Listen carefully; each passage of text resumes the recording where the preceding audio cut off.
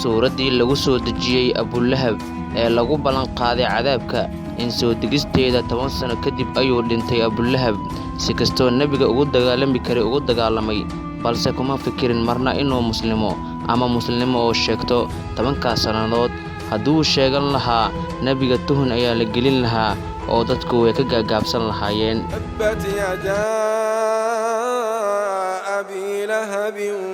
وتب ما أغنى عنه ماله وما كسب سيصلى نارا ذات لهب وامرأته حمالة الحطب في جيدها حبل من مسد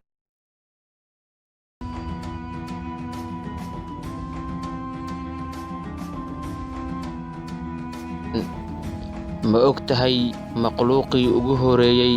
ee arladda lagu awuuray oo ahaa XIN iyo bin ee dabar go'een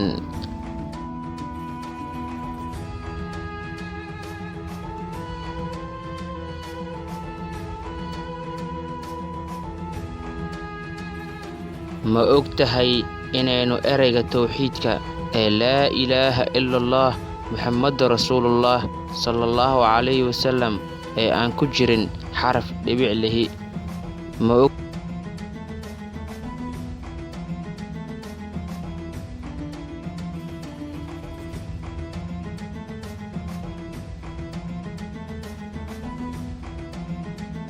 ma ogtahay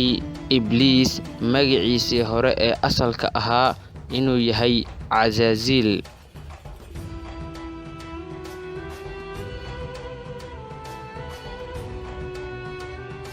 ma ogtahay in boqortooyada Ingiriiska